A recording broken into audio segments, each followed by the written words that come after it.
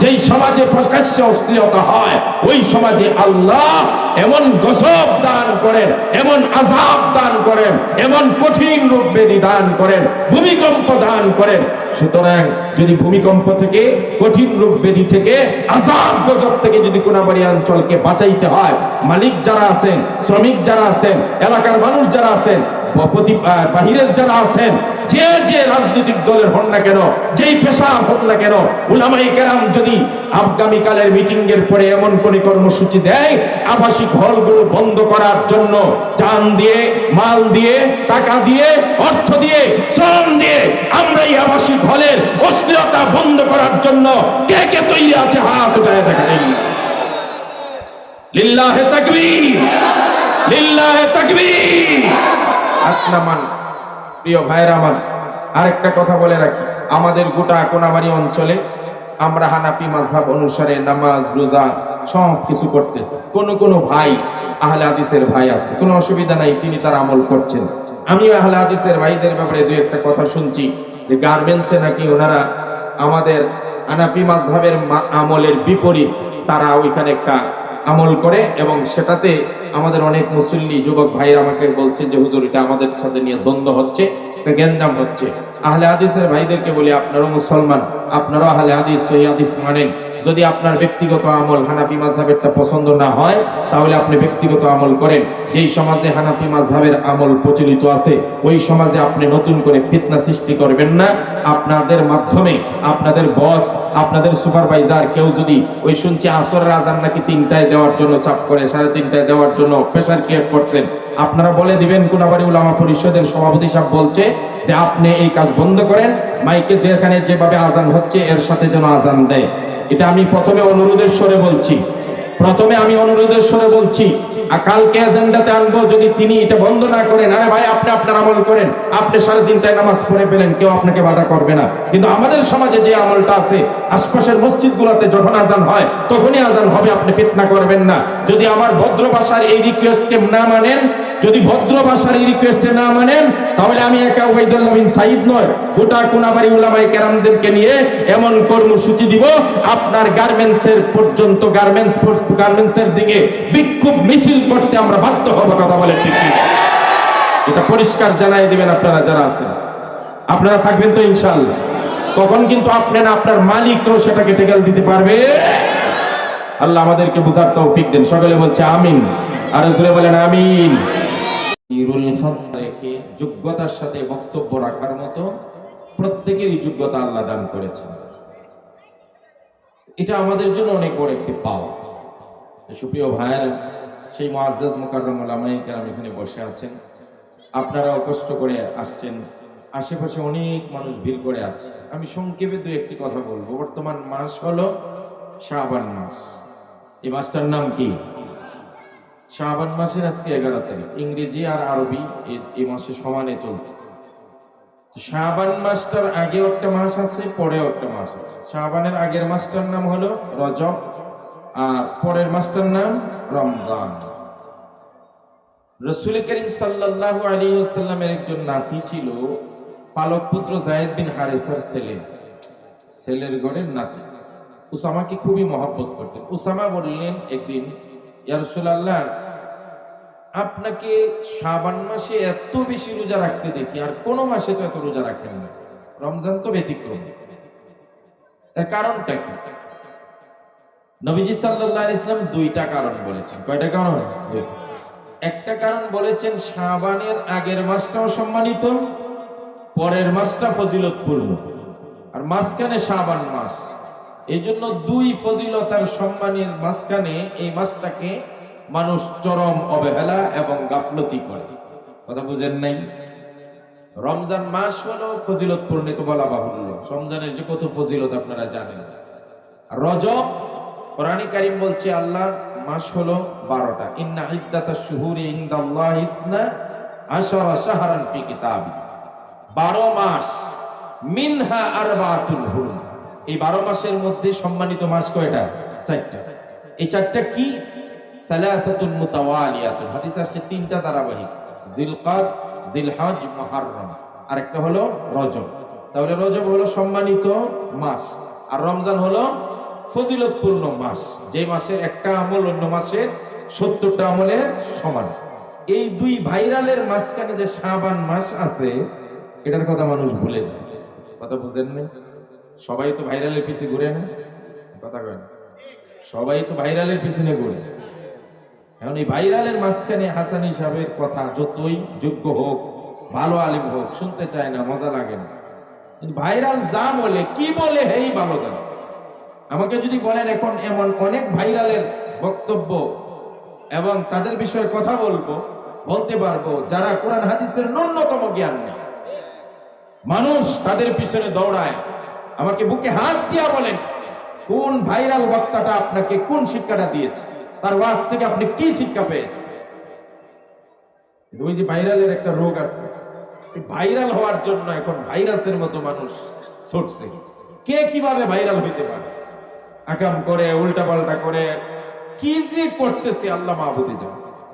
আরে ভাই, খারাপ কাজ করে ভাইরাল হওয়ার কোনো মানে হয় না। আল্লাহ যাকে কবুল করেন তাকে শুদ্ধভাবে, সঠিকভাবে, ভালো পদ্ধতিতে, সঠিক রাস্তায় ভাইরাল করতে পারেন। কথা বলেন ঠিক কি? আমার নবীজিকে জিজ্ঞেস করা হলো, ইয়া রাসূলুল্লাহ, ইয়া হাবিবাল্লাহ, শাবান মাসে আপনি এত রোজা রাখেন কেন? শাবান মাসে কত রোজা রাখতেন? আম্মা জান আয়েশা বলেন, মা রাআইতু রাসূলুল্লাহ সাল্লাল্লাহু আলাইহি ওয়াসাল্লাম ইস্তাকমালা সিয়ামা শাহরিন ইল্লা রমাদান। আম্মা জান আয়েশা রাদিয়াল্লাহু তাআলা আনহা বলেন, আমার নবীজিকে রমজান মাস ছাড়া পরিপূর্ণ এক মাস রোজা রাখতে আমি কোনো মাসে দেখি নাই। তবে রমজানের পরে সবচেয়ে বেশি আল্লাহর নবী রোজা রাখতেন যে মাসটা, এই মাসটার নাম শাবান মাস।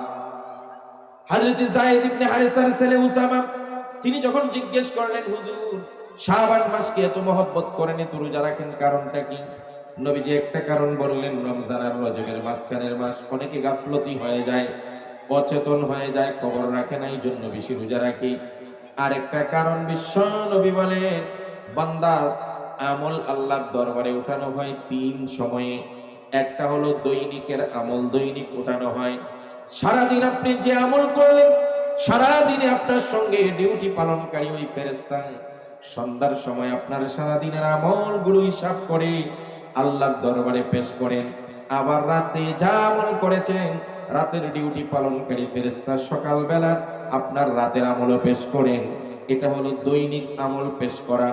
আরেকটা হলো, নবীজি বলেন, আমি বৃহস্পতিবার আর সোমবার দিন রোজা রাখতাম। সাহাবীরা জিজ্ঞেস করলেন, এই 2 দিন আপনি রোজা রাখেন কেন? আল্লাহর নবী বলেন, এই 2 দিন বান্দার আমলগুলো, প্রতি সপ্তাহের আমলগুলো আল্লাহর দরবারে পেশ করা হয়। এরপরে নবীজি বলেন, আর বাৎসরিক একটা আমল আল্লাহর দরবারে পেশ করা হয়, সেটা কোন সময়? নবীজি বলেন, শাবান মাসে বান্দার আমল আল্লাহর দরবারে পেশ করা হয়। আমার যুবক বন্ধুগণকে আমি যেটা বলতে চাই, আমার যুবক ভাইয়েরা, আমার বাবাজিরা, আমার মায়েরা,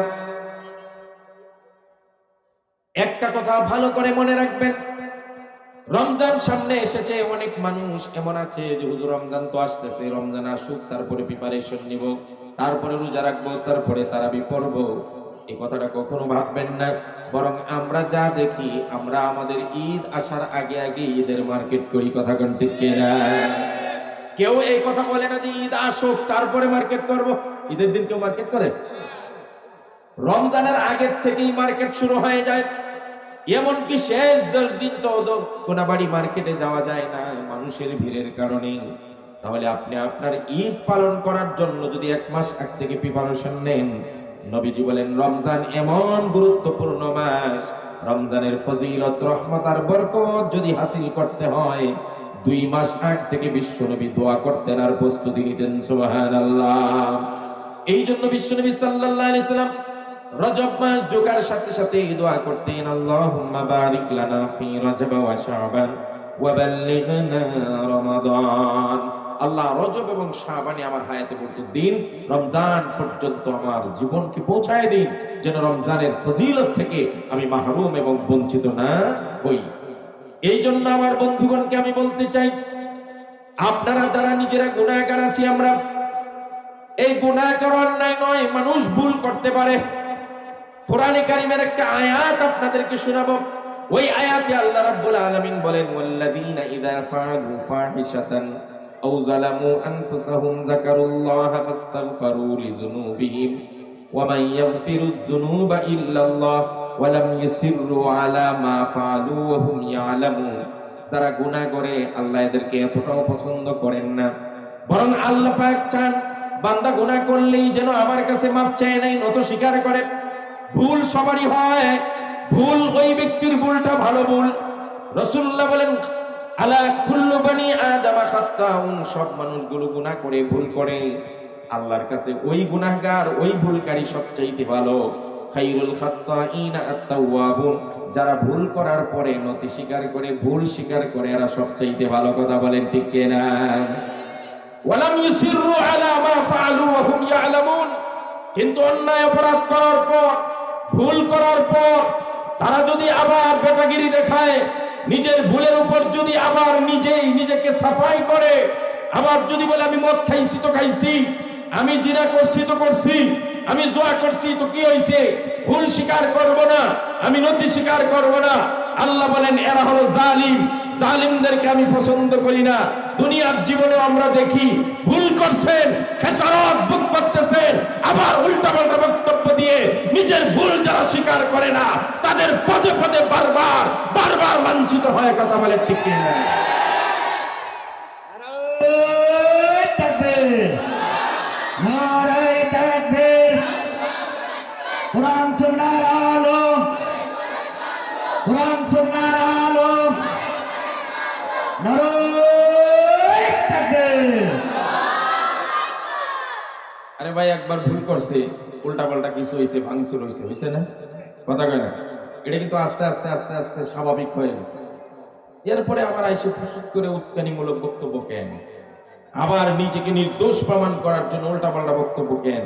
আবার কেউ কেউ দেখি টেলিফোনে কয় রেডি আছে, 70% প্রস্তুত, 80% প্রস্তুত, যারা আমাদেরকে দিনে থাকতে দেয় না তাদেরকে রাত্রে ঘুমাইতে দিব না। এই যখন উল্টাপাল্টা বক্তব্য শুরু হয়েছে, নিজেদের ভুল স্বীকার না করে এর উপর আবার যখন অহংকারী বক্তব্য আসতেছে, তখন দেখা যায় নতুন করে আবার ভাঙ্গা শুরু হয়, বুলডোজার সংস্কৃতি শুরু হয়, তখন 62 আর 52 নম্বর বাড়ি পর্যন্ত ঘুরিয়ে দেওয়া হয়। নাম্বার আমি ইচ্ছা করে ভুল করছি, আবার কইেন না যে আপনি ওদের নাম্বার ভুল করছেন, আমি ইচ্ছা করেই ভুল করেছি। কথাটা বুঝাইছি? যদি আবার নতুন করে এরা এমন না করতো তাহলে আবার এই নতুন করে এই ভাঙ্গাটা, কথা বলেন না কেন?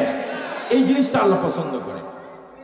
অনেকে মায়া কান্না করতে পারেন, কিন্তু আমরা ভুক্তভোগী, সবচাইতে ভুক্তভোগী। এই যে আমার ভাই মামুনুল হক সাহেব আর আল্লামা সাইদি সাহেবের কথা বলছেন, এই মামুনুল হক সাহেবের ব্যাপারে ওই তথাকথিত সংগঠনের এক হিন্দু ছেলে রাজধানী ঢাকার বুকে দাঁড়িয়ে সে ওপেন চ্যালেঞ্জ করে বলছে, এ মামুনুল হক হিজড়ারা, এই শব্দটা বলছে। আপনারা শুনছেন কিনা ফেসবুকে এই ভিডিও ঘুরতেছে। এই হিজড়ারা তোরা কই? মাঠে আয়, সামনে আয়, তোরা ওয়াজের মঞ্চে বড় কথা বলস, তোদেরকে পাইলে আর কেউ লাগবে না, আমি একেলা লাভ দিয়ে সব ভেঙ্গে বলবো, এই করবো সেই করবো। মামুনুল হককে তোরা চ্যালেঞ্জ দেস। এবারে মামুনুল হক তো বাঘের বাচ্চা বাঘ, সে তো দেশ ছেড়ে পালাই নাই, তাকে অ্যারেস্ট করেছো, আইনা করে নিয়েছো, 2.5 বছর রিমান্ডে নিয়েছো, জাতির সামনে কলঙ্কিত করার চেষ্টা করেছো, কিন্তু দেশ ছেড়ে পালিয়ে যায় নাই। আজকে তোদের প্রমাণ করেছো তোরাই আসলে শিয়ালের বাচ্চা। কথা বলে ঠিক কিনা? নারায়ে তাকবীর। ইসলামের শত্রুরা, আলেম ওলামার শত্রুরা, নারায়ে তাকবীর। এই জন্য যারা ভুল করছি আমরা রমজান আসার আগে তওবা করার দরকার আছে না? আর জোরে বলেন তওবা করার দরকার আছে না? ছোট্ট একটা ঘটনার উদ্ধৃতি দিয়ে আমি আমার কথা শেষ করে দেব। এই পৃথিবীতে একজন মানুষ ছিলেন মালিক ইবনে দিনার নামে। লোকটা এতটা খারাপ ছিলেন, এতটা মন্দ ছিলেন, এতটা পাপাচার ছিল, সারা দিন রাত শুধু মদ খাইতো আর টাল হয়ে পড়ে থাকতো। রাতের বেলা মদ খেয়ে বাসায় আসতো, বাসার ভিতরে মদ ঢেলে ঢেলে খেত।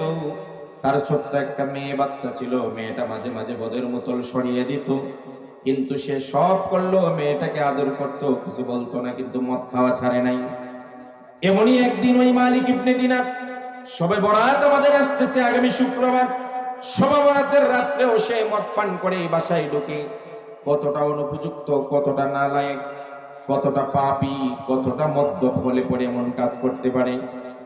শবে বরাতের রাত্রে বাসার ভিতরে আসছে, মদ পান করে, আসার পরে ইচ্ছামতে মদ পান করে টাল হয়ে যখন ঘুমিয়ে পড়েছে, চোখ যখন লেগে গেছে, হঠাৎ করে তাকিয়ে দেখে স্বপ্নে যুগে সে হাসরের মাঠ কায়েম হয়ে গেছে। এই বাঁশি দেখ, এই বাঁশি দিও না, শব্দ করবে না। সে শবে বরাতের রাত্রে ঘুমিয়ে পড়ছে মদ পান করে, ঘুমের ঘরে স্বপ্নে দেখে হাসরের মাঠ কায়েম হয়ে গেছে। আরে আবার বাঁশি দে, এই বেটা বাঁশি দেখতে। শোনেন, মালিক ইবনে দিনার মদ পান করে শবে বরাতের রাত বাসায় আসছে, রাত্রি ঘুমাইছে, স্বপ্নে দেখে হাসরের মাঠ কায়েম হয়ে গেছে। মালিক ইবনে দিনার দেখলো স্বপ্নে যুগে একটা বিশাল বড় অজগর সাপ, বিষধর সাপ ওই হাসরের মাঠে মালিক ইবনে দিনারকে সমানে দৌড়াইতেছে, তারা করতেছে তাকে ধরার জন্য, খাওয়ার জন্য। মালিক ইবনে দিনার স্বপ্নে যুগে ওই সাপ থেকে বাঁচার জন্য সমানে দৌড়াইতেছে। সামনে গিয়ে দেখে একটা বৃদ্ধ লোক লাঠি ভর দিয়ে দাঁড়িয়ে আছে। ওই লোকটাকে পেয়ে মালিক ইবনে দিনার বলছে, চাচা মেহেরবানি করে আমাকে রক্ষা করেন, এই বিষধর বিশাল বড় একটা সাপ আমাকে খাওয়ার জন্য তারা করছে। চাচা বলতেছে, বাবা আমি এতটাই দুর্বল, আমার গায়ে শক্তি নাই, লাঠি ছাড়া আমি চলতেও পারি না। যেই বড় বিষধর আর বিশাল সাপটা তোমাকে তারা করছে, এই সাপের হাত থেকে বাঁচানোর জন্য আমার শক্তিও নাই, সামর্থ্যও নাই, মাফ করো। মালিক ইবনে দিনার বাঁচার জন্য জান দিয়ে দৌড়াইতেছে। স্বপ্নে যুগের ঘটনা, হাসরের মাঠ কায়েম হয়ে গেছে দেখতেছে, আর সাপে তারা করছে। দৌড়তে দৌড়তে একটা সময় একটা পাহাড়ের কাছে গিয়ে আশ্রয় নিল। চেয়ে দেখে পাহাড়ের পর একটা সুন্দর ঘর দেখা যায়। মালিক ইবনে দিনার ওই ঘরের কাছে গিয়ে যখন চিৎকার করতেছে, কে আছেন, আমাকে বাঁচান, আমাকে ওই বিষধর সাপটা খেয়ে ফেলতেছে, আমাকে রক্ষা করুন।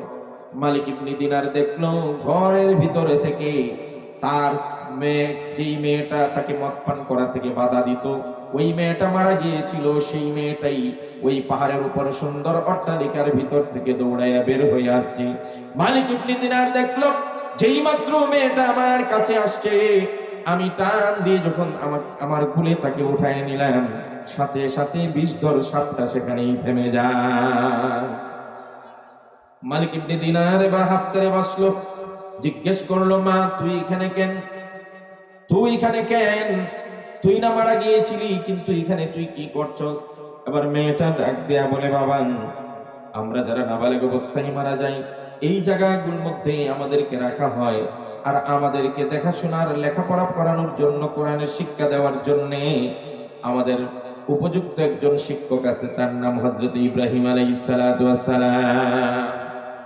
মা তা বুঝলাম, ঠিক আছে, কিন্তু তুই আমার কুলে আসতিস, বিষধর সাপটা কেন থেমে গেল?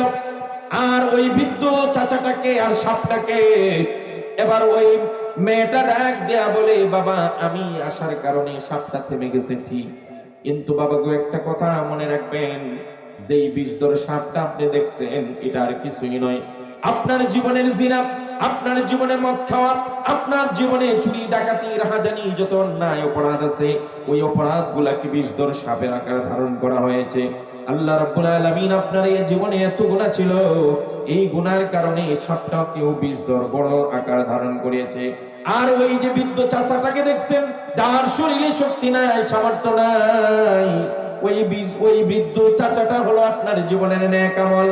ও আব্বা, আপনার জীবনের নেক আমল এতই কম ছিল, এতই কম ছিল, আপনার জীবনের গুনাহ এতই বেশি ছিল, ওই গুনাহ নামক সাপটাকে আপনার নেক নামক বৃদ্ধ চাচা বাঁচাইতে সক্ষম হয় নাই। মা তা না হয় বুঝলাম, তবে আমার এখন কি পরিস্থিতি হবে? ওই সময় মেয়েটা কোরআনে কারীমের ওই আয়াতটা তেলাওয়াত করে মালিক ইবনে দিনারকে শোনায় দেয়, আলাম ইয়ানি লিল্লাযীনা আমানু আন তাখশা কুলুবুহুম লিযিকরিল্লাহ। আল্লাহ রাব্বুল আলামিন বলেন, হে যুবকেরা, হে বৃদ্ধরা, হে গার্মেন্টসের ভাইয়েরা, হে মালিকরা, হে বাড়িওয়ালারা, সবাইকে ডাক দেয়া বলি, ও আমার মারা বাবারা, আল্লাহ বলছেন, আলাম ইয়ানি লিল্লাযীনা আমানু, হে ঈমানদাররা, এখন কি সময় আসে নাই, আন তাখশা কুলুবুহুম যিকরিল্লাহ, আল্লাহর ভয়ে নিজের অন্তরের মধ্যে জিকির চালু করার কি সময় আসে নাই? এখনো কি আল্লাহকে মনে করার সময় আসে নাই? আর কত সুদ খাবেন, আর কত ঘুষ খাবেন, আর কত জিনা করবেন, আর কত মদ খাবেন? ও আমার মারা, ও আমার ভাইরা, আর কত নামাজ ছেড়ে দিবেন, আর কত মিথ্যা বলবেন, হারাম পথে পা বাড়াবেন? এখনো কি সময় আসে নাই মরণের কথা স্মরণ করার? এখনো কি সময় আসে নাই জীবনের গুনাহ মাফ চেয়ে আল্লাহর কাছে মাফ চেয়ে রমজানের জন্য প্রস্তুতি করার সময় কি এখনো আসে নাই? এখনো আসে নাই? আল্লাহ কোরআনে কারীমের এই আয়াতে বারবার আমাদেরকে ডাকেন আর বলেন আলাম ইয়ানি, এখনো কি সময় আসে নাই? আর কত যুবক বেনামাজি থাকবা, আর কত হারাম পথে পা বাড়াইবা, আর কত জিনা করবা, আর কত মদ খাইবা, আর কত জুয়া খেলবা, আর কত মানুষের নামে মিথ্যা মামলা দিবা, আর কত মানুষকে মিথ্যা সাক্ষ্য দিবা, আর কত মানুষের আমানতের খেয়ানত করবা, আর কত ওয়াদার পর খেলাপ করবা। এবার সব ছেড়ে দাও।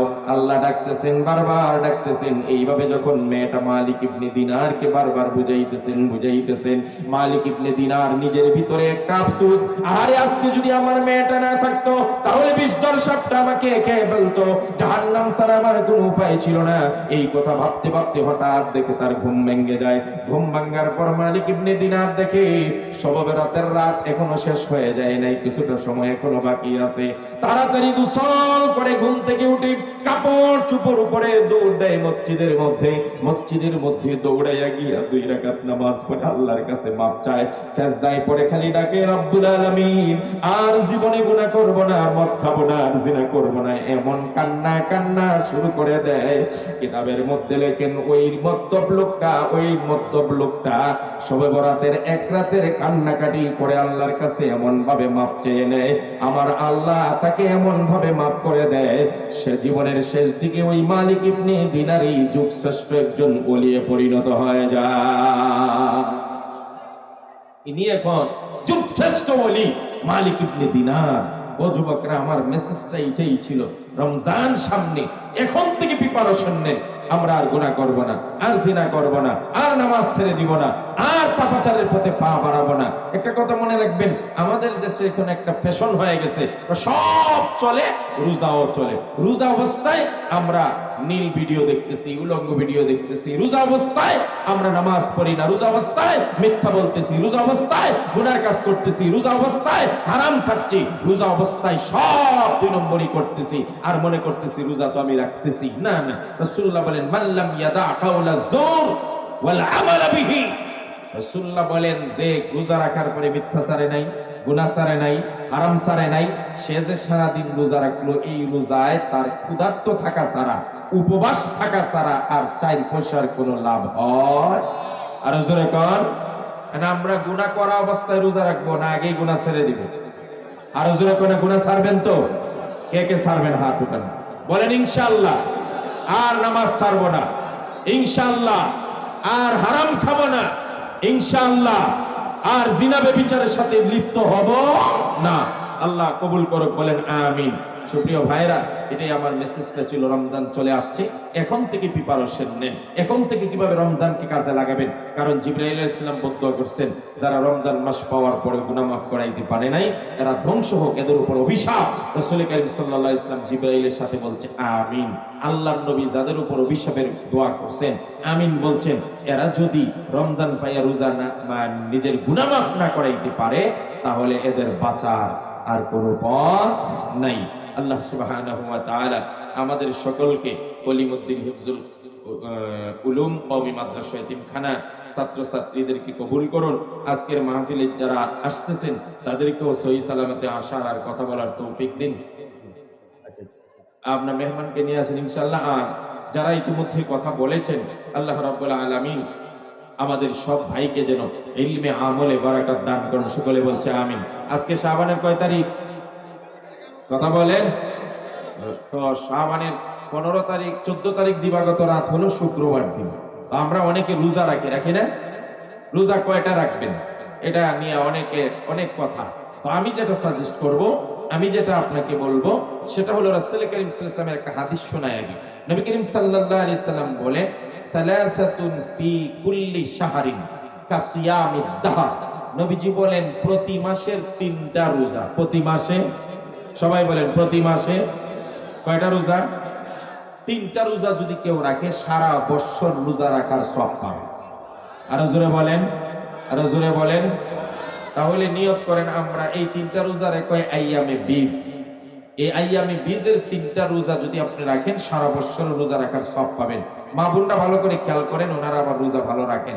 তো সেই হিসাবে আমি সাজেস্ট করব 13, 14, 15 এই 3 দিন হইল আইয়ামে বীজ। 13, 14, 15।